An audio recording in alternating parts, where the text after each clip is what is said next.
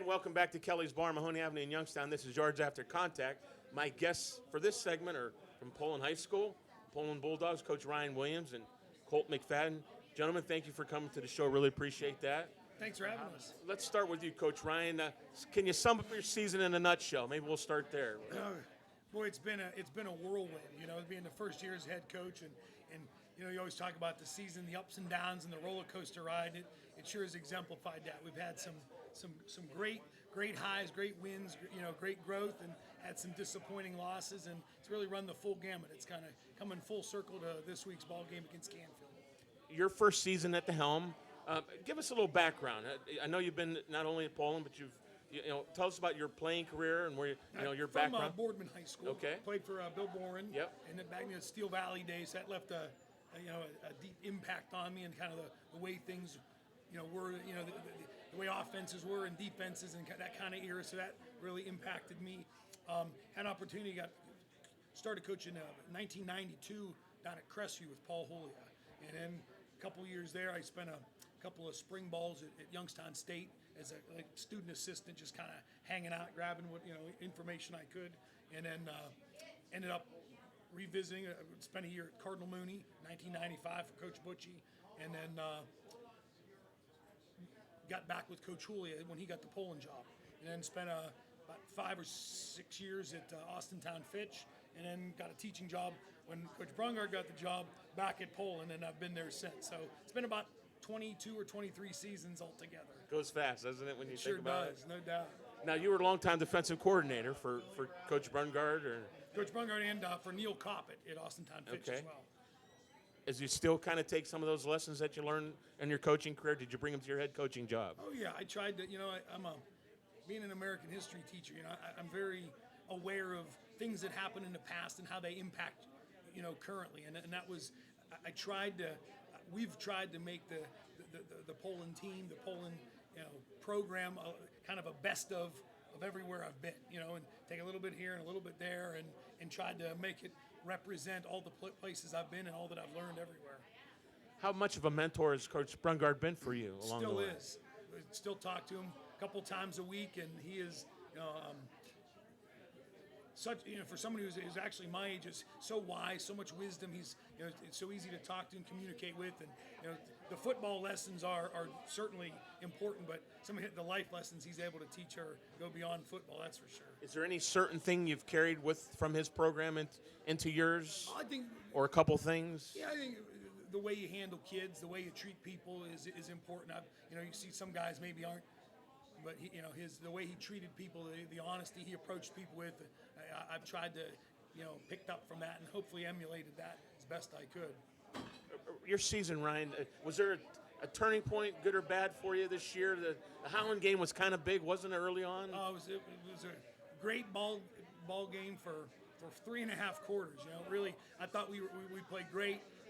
Everything, put all things together, just kind of gave up a couple big plays at the end of the game on back-to-back 80-yard touchdowns. It just kind of, tough making the same mistakes over and over again, that's for sure. Is that any other games that really kind of stick in your craw this year? The big ones, the big three, I thought we've played Howland very well and came away with a loss. I thought we played Struthers, played them great. That was a great ball game. The fourth quarter was a great ball game. And even our Hubbard game last week, we had a lead, into the fourth quarter. It was a good ball game as well. Those, you kind of circle those on the calendar, and I was real proud of, barring 5 or 6 plays, I was real proud of how all 3 of those games went. Is it disappointing for you as a coach of guys like this who've been in the program and maybe didn't have the kind of season you wanted to have this year? You've been in the playoffs for, 9, 10 years in a row?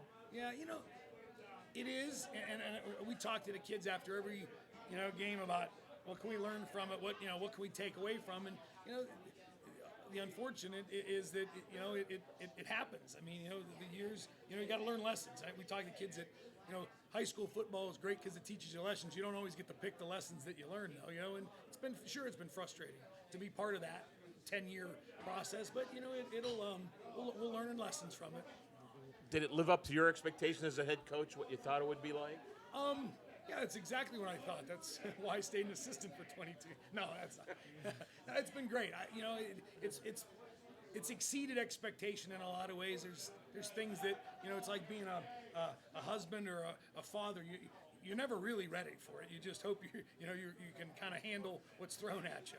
You're never really ready though. Until you live it, right? Until you live it. There you go. Now, you have Colt McFadden here. Tell us a little bit about him from your perspective. How valuable was he to your team, and then how good of a kicker is this kid? He is remarkable. And it certainly is pedigree and genetics, but it's also his hard work too. There's no doubt about it. Even in track season, he was on the 4x1 that won the state title in track, and I would open up the locker room at 5:45 in the morning so he could get kicking in because he had to go to track and after school. So his dedication has made him a great one, and we're looking forward to watching him kick on Saturdays. Now, he's a kicker by trade, but did he evolve into a receiver and a cornerback, or just because of talent, or what? Because of ability, absolutely. He's great. You got one guy on the team that's been part of a 4x1. We're going to try to use him as many times as we can. So, other than kicking off or kicking field goals. Exactly. And he's good at that as well, right? He's very good at that. Yeah. How good is he as a kicker? He's the best I've ever been around at the high school level. He is remarkable. I think we're 30 of 30 for extra points right now. Like that, yeah. I think we're 11 of 14 the field goals, and we've made 42, 47, 49, 55. So he's definitely a Division I scholarship kicker. Is it looking that way for him?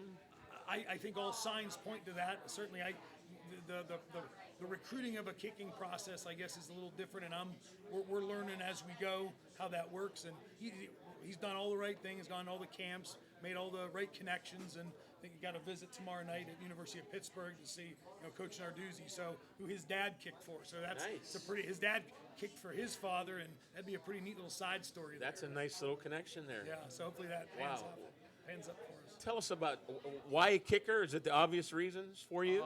I mean, ever since I was a kid, looking up to my brother and hearing stories about my dad, it's just something that was just always something I've wanted to do.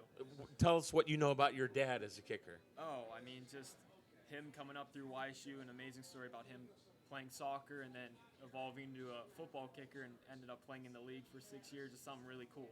Now, he had a little special thing about him, right, as a kicker? He kicked barefoot. And, it's something we don't really see anymore. But, I mean, I hear about it all the time. People talking about him kicking barefoot and how crazy it was and stuff like that. Have you seen pictures or video of him at all doing that? He has all of his games on tape, and I'll put one on every night and kind of go through, see what he did, and see what, his routine and everything he does different. So, no, I do. I watch him whenever I can. Kind of cool, huh? Yeah, it is. Is he a coach for you as well, or is he a dad, or how would you say? What would you? Of course, he's been awesome. I mean, he's helped me in every way possible. He's been a great role model, and it's something that it's truly remarkable for me to have someone like that, and call him my dad. It's something I'm proud of. When did you know that you could be a kicker too, like that, or was it just? Did you kind of just assume you would be? Did it grow up that way, or your older brother was doing it, or how did it work for you? Watching my brother was definitely a big key. Is he 2 years ahead of you? He's 4 years older than me. Oh, is he? Yeah. Wow, that time flies. Yeah. But watching him and then really just kicking with him and kicking with my dad, listening to what they have to tell me and learning from them is really something that's helped me remarkably. Have you kicked down YSU a lot over your years? In the summers or anything? Or I've trained down there when I can to kick with my brother mostly and kind of compete with one another to make each other better, and it's something that's really special to me and something that's cool. Grade yourself. Are you a good kicker? Yeah, I look at our team wise, the snapper and holder. They've done everything they can do to get the ball down for me, to put me an opportunity to kick it through the uprights. And Coach Williams has definitely played a big role in that. Not many high school coaches around the country use their kicker as much as he does, and it's something that is really special. I would not want to play anywhere else in the country besides here at Poland. Has your season been good as you wanted it to be this year, individually as a kicker, first of all? I mean, we've done well, special teams wise, in my opinion. But I mean, as the season goes, we face a lot of adversity and some things we couldn't control. And Coach Williams has done a great job with dealing with that. And as a team, we're young, but we're coming together really well. Do you punt as well? Yeah. I mean, is that something that did that just became your role, or is that how you trained? I've worked on the side a little bit with punting. Yeah. And I've been lucky enough to come out and punt for us the past 2 years, and it's something that I take pride in, and something I'm glad I could do for this team. Could you do either in college? Would you do either, or are you a field goal kicker? What are you? What do you use? Kickoff? There's mainly three things, right? Yeah. Kick, punt, and kickoff. I mean, I'll do whatever my team needs me to do, and that's kind of just what it comes down to. How did these other positions come about? Is it first year or no? I think you've always had an offensive. We've always put him at wide receiver. Okay. The corner's new. He's done great at corner. And I think it helps a little bit because he's not sitting thinking about the kick. He's part of the game. And so it's time to go kick. He just runs, and he's not sitting there on the sidelines, overthinking it. He just goes out and kicks because he's so involved in the rest of the game. Do you kick in the net at all during the game? Is that something you do, or you just? I get a few reps here and there, but I mean, I love being out on the field, and I love making tackles and being there, making catches, or doing whatever I can to help our team out. And you wear a shoe. I do wear a shoe. Did you ever think about it? Did you try it? There's certain drills I've done to kind of kick without the shoe, but not really. No, I want to keep it on. What is the reasoning from your dad's perspective? Was it just a habit or something he didn't want to? It feels a little different. You might get a better contact with the ball, or personal preference really, but something he liked better. And it worked for him. Yeah. It worked for him. Do you have those same ambitions? College, I mean, right NFL? now, it's kind of we're focused on our next opponent, Canfield, and that's kind of what it comes down to. We got one more high school game playing with my brothers. My teammates that I do call my brothers, and it's kind of something special here at Poland. We're a family and we're tight knot together, and it's something that's really cool. Let's get your perspective on the Canfield. It's at Canfield? At Canfield. At Canfield. Big game. Why is it big for Poland-Canfield rivalry? What is big about it? I mean, it's always been a rivalry. Growing up, it's always been the big game of the year, the one circled on everyone's calendar. And I mean, you look at last year's game; it was a matchup. It was a tough, hard-fought game on both sides of the ball. And they're a good team this year, and I expect everything from them as well. We saw last week Mooney Urson. I guess the records really don't matter. Do you feel that way about this game this week? Absolutely, we do. Yeah, I agree. I know Canfield's got a good kicker too. Yes. Yeah. Is there a real rivalry there as well? I mean, I keep in touch with a lot of the local specialists and kickers and punters, and yeah, it's unfortunate they had one of their punters get hurt this year and hasn't been able to play, but no, I've watched some film, and they do have some talented guys down there, and I look forward to playing against them on Friday night. Any other good kickers in this area that you consider a good kicker as well? There's talent, and yeah, I mean, if some of them work very hard, I'm sure they could someday, be very successful. Do you all have a camaraderie around the camps and stuff that you go to? Certain guys that you look forward to competing with or against? I mean, I train with a lot of them over the off season, and yeah, I do see them at camps, and we compete all the time to make each other better, and that's something cool that I feel like kickers, specialists, we share around this community. Ryan, your thoughts about the Canfield Poland game? You've lived it as an assistant coach. What excites you about the rivalry? I love all those rivals. You're either totally opposite in your rivals, or you're very similar. And I think Poland and Canfield were similar. Closed enrollment schools that kind of do things similarly, and that's part of what makes it so great is that there are similar communities and similar values, and football's important in both places, and it just makes it like you alluded to it. You throw the record book out, it doesn't matter. It's something special. It's its own little entity. What's the record? Is there a leader? Is there a? I don't know. Okay. I don't know. They have Okay. the trophy. We want that trophy back. Yeah. So that's what we want. Okay. Is it 1 year streak right now, or what is it? I don't know. To be honest. I just won. Yeah, Yeah. So does it go back and forth a lot? I mean, It's in recent history anyway. recent history. It's been in cycles. A couple years swings, a couple years one way, a couple years another, based on enrollment. Now you guys know Canfield probably needs the win maybe to get in, right? Maybe. Maybe. Yeah. I don't. Maybe. We haven't looked at that. It makes it more juicy for you, maybe at least. Beating them is That's- good enough. no, Doesn't matter. knocking them We out of just the wanna beat playoffs 'em. Doesn't matter. you just wanna- Doesn't matter what it is, Yeah. just so we can beat Canfield. Who's got the better band? Will you go that far? We Probably never you see the guys. band. We never Probably see you the band. guys. So, would this help the season off? Oh, absolutely. Yeah, I'm very much. Just the morale, everything going Yep. into next year. even Finish as on well? a positive note and get ready to get in the weight room and get started for next year. It's always, a little extra when you win on that win. Are you and Coach Pavlansky? Do you communicate at all during the week, or No. anything different about this week? Pep rallies, things like that. I think- Exciting things at school. It is, and I think it ties in. It always is with Halloween, so Okay. creates lots of nice distractions. at And they school. dress up probably. Yeah, and dress go- up, do some kids silly on the- things. Yeah. Spirit Week, whatever. Sure. Yeah.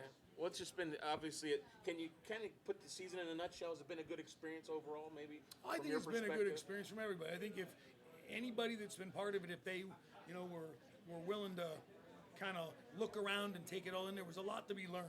Good, bad, lots of lessons. I feel, and I think the coaching staff and we've done a good job of trying to point some of those lessons out to kids, and hopefully, they're lessons for later in life. Coach Brungard, we always talked about that. We'll know the success of a season when you see what kind of husbands and dads and fathers and employees our teams are, and if you base it on that, I think it was a very successful season because we have some seniors that are going to do some pretty awesome things later on in life, and we're real proud of this class. And I'm sure you'll look forward to seeing him have success in the postseason with Springfield Local, right? Absolutely, yeah. Guerrero's a Poland kid. Guerrero played for us when we were there in the late '90s, and coach over there with getting a chance to coach his son, and done a great job. And we still talk week to week, so it's been a very amicable, and we miss him a lot around our place. Cool. Colt, what's in your future here? Your track? Possibly. Are you the track coach or not the track coach? I was the track Okay. coach. I am actually. Mark and I switched. He's the head track okay. coach now. You're not going to run track? No, I mean, I plan on running track. Okay. After last season with those seniors and going down to state, it was an awesome experience. As a relay guy or individual again or anything, what are you looking forward to? Well, last year we made it down for the 4x8 or 4x4 and 4x1 100-meter relay, and yeah, I mean, just plan on having fun, enjoying it. Do you run the open at all with 100 or 400? I do. Do you? I do, but I mean, as Poland, as a team, we're usually better when we work together like that. So I look forward to it. Being in Columbus again for the state finals. We'll see what happens. Yes, We'll maybe. see what happens. Yeah. Recruiting-wise, how do you hope that turns out for you? I mean, like I said, I'm paying some attention to it, but right now it's mostly focused on finishing out my senior year and enjoying every possible moment as I can as a Poland Bulldog.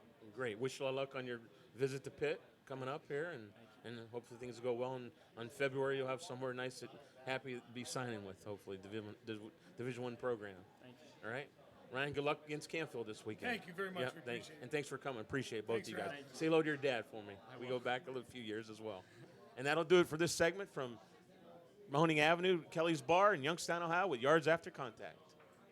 When you need good quality entertainment for your wedding, private party, or other event, give MVP Entertainment a call at 330-942-2424. We provide quality sound and lighting at great prices. If you'd like to see what we do, check us out at Kelly's Bar at 1597 Mahoning Avenue on Tuesday nights at 7 o'clock, or Quaker Steak and Lube in Boardman on Route 224 on Thursdays at 8 o'clock. That's MVP Entertainment, 330-942-2424. Hi, sports fans. This is Ron Potesta. As you can see, I have an ugly face. It is a face made for radio. If I were on TV, I'd scare the living hell out of every single human being in the Mahoning Valley. That's why I'm on radio. And you can hear me Monday through Friday from 3 to 6 on the Sports Animal 1390.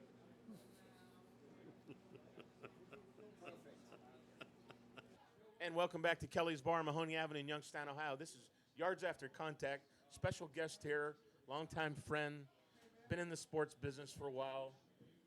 A little different ventures in now. Well, I'm selling cars at Greenwood Chevrolet. Greg, I'm giving you a free plug on Gary's YouTube show, Yards After Contact. Is it exciting?